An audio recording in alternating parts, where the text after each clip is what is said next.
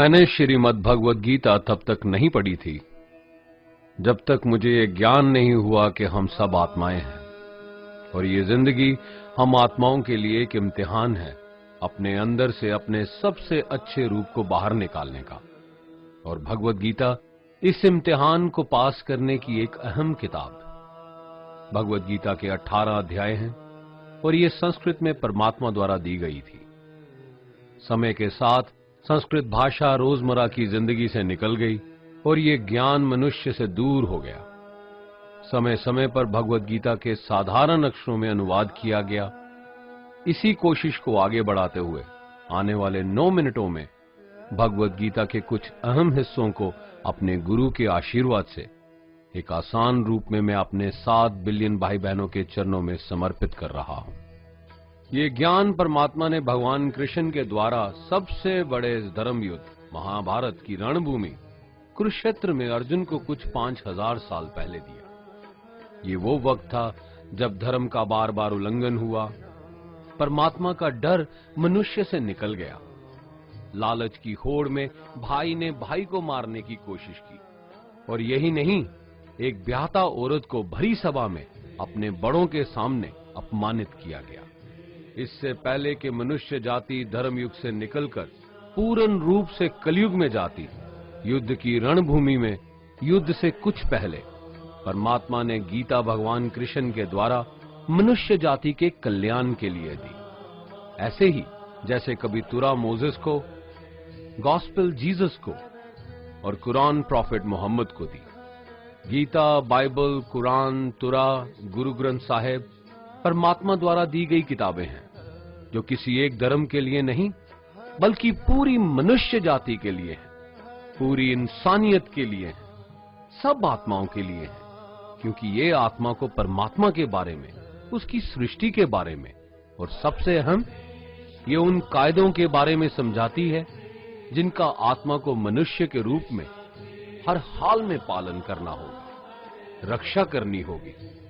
और इन्हीं कायदों की बुनियाद पे एक आत्मा को शरीर त्यागने के बाद परखा जाएगा और इस परीक्षा से पास होने पे हमेशा के लिए इस जन्म और मृत्यु से मुक्ति मिलेगी। परमात्मा भगवद गीता में कहते हैं कि मैं ही सबकी शुरुआत हूं, मैं शुरू से भी पहले था और सब खत्म होने के बाद भी रहूंगा। सब मुझ में है और मैं सब में हूं।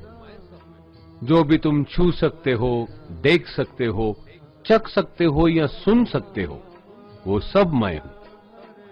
ये नदियां, पहाड़, सूरज, ग्रहण, चांद, सितारे सब मैंने बनाए हैं। मैंने ही भगवान, शैतान, राक्षस और इंसान बनाए। मैं सर्वव्यापी हूं, सब में रहता हूं, सब में मैं हूं, मैं ही हूं।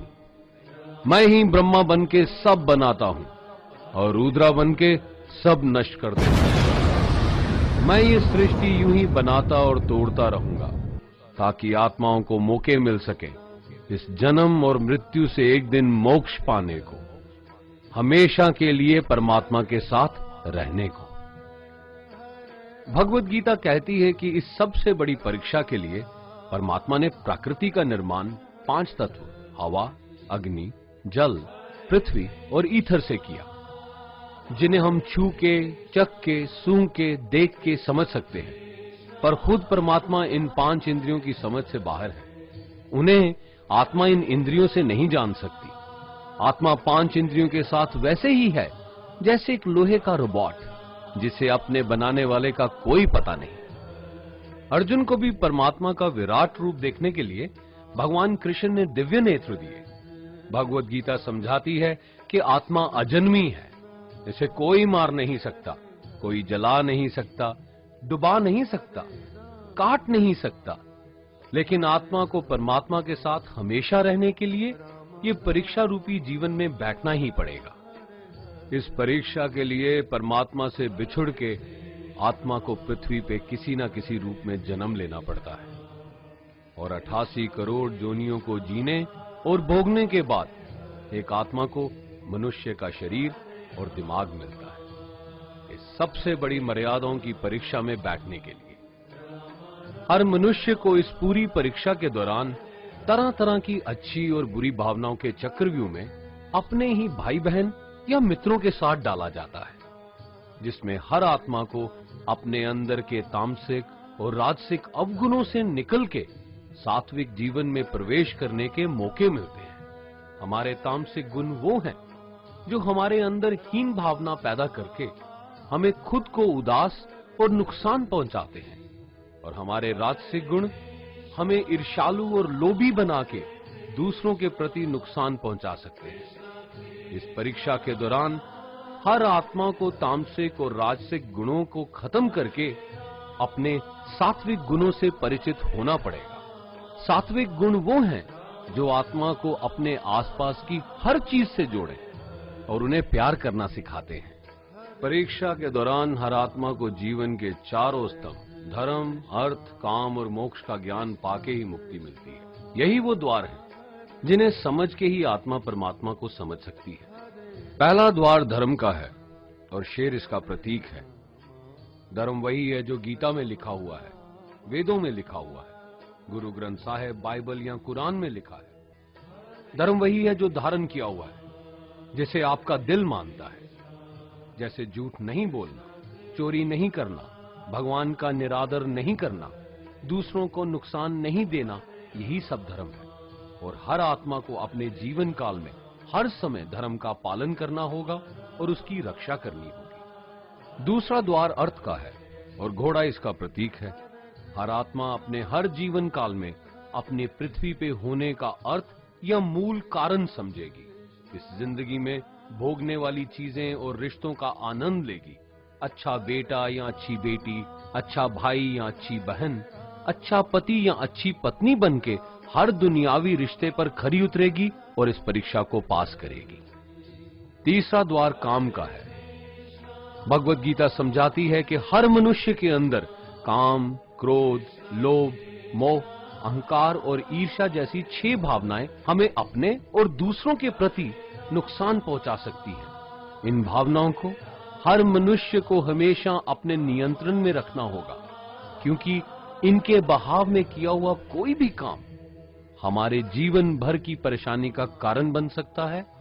और एक आत्मा संतोष और सादगी से इन भावनाओं पे हमेशा के लिए विजय पा सकती है। चौथा स्तंभ मोक्ष का है और हाथी इसका प्रतीक है। इस परीक्षा रूपी जीवन में हर मनुष्य हर समय कुछ इच्छाएं रखता है। कुछ इच्छाएं एक ही जन्म काल में पूरी हो जाती हैं, पर कुछ अधूरी रह जाती हैं और उनके पूरा होने के लिए आत्मा को वापस पृथ्वी पे आना पड़ता है। भगवत गीता समझाती है कि हमारी इच्छाएं ही मूल कारण हैं हमारे पृथ्वी पे वापस आने का, और अगर हम कोई भी इच्छा ना रखें तो हम इस जीवन और मृत्यु से मुक्त हो सकते हैं। ये द्वार माफी का भी है। जिन्होंने आपके साथ बुरा किया उनको माफ करके और जिनसे आपने बुरा किया उनसे माफी मांग के मुक्ति पाई जा सकती है। जब तक आत्मा इन चारों दरवाजों धर्म, अर्थ, काम और मोक्ष को समझ नहीं लेती, तब तक आत्मा को बार बार इस मनुष्य रूप में आना ही पड़ेगा। परीक्षा का समय खत्म होते ही आत्मा शरीर और अन्य सब वस्तुओं का त्याग कर देती है। जो भी संसार में रहकर बनाया वो अब किसी और का होगा और आत्मा अपने कर्मों के फैसले के लिए चली जाती है। आत्मा के अच्छे बुरे कर्मों का हिसाब होता है। अपने अच्छे कर्मों के लिए आत्मा कुछ वक्त के लिए स्वर्ग और दुष्कर्मों के लिए नरक पे चले जाती है। नरक में आत्मा को अपने पापों के अनुकूल सजाएं मिलती हैं, पर सजा खत्म होने के बाद आत्मा को फिर से एक नया शरीर और नया दिमाग मिलता है इस परीक्षा में फिर से बैठने के लिए। और हर परीक्षा में वही सब फिर दोहराया जाएगा, जिंदगी के 4 स्तंभ धर्म, अर्थ, काम और मोक्ष को समझने के लिए। हर जन्म में अपने कई जन्मों के कर्मों के हिसाब से हर आत्मा को कभी अच्छे और कभी बुरे हालातों से जाना पड़ता है।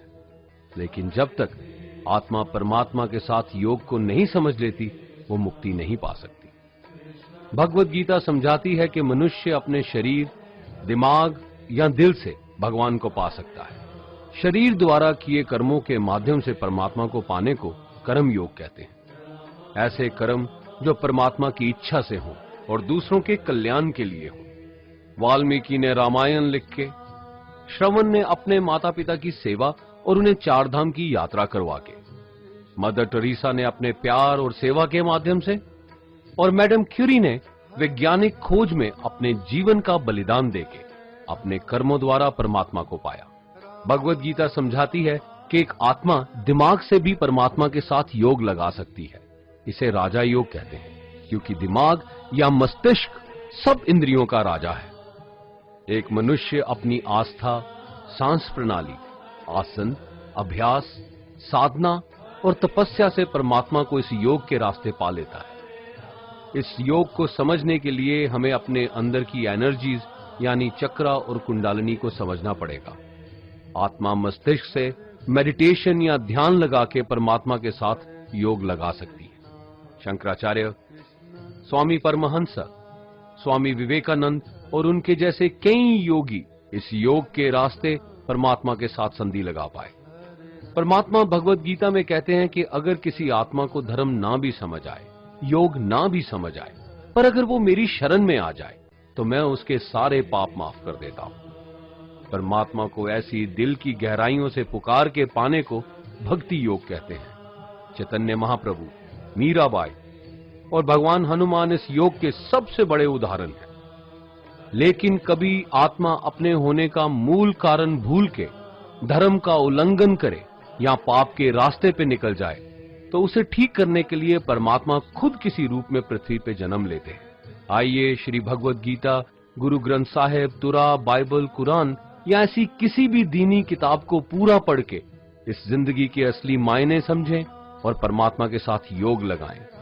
अगर आपने इसे पसंद किया तो इसे औरों को बांटिए, ताकि सब आत्माएं अपने यहां होने का मूल रूप समझ सकें और इस जन्म और मृत्यु से मुक्ति पाके हमेशा परमात्मा के साथ रह सकें। धन्यवाद।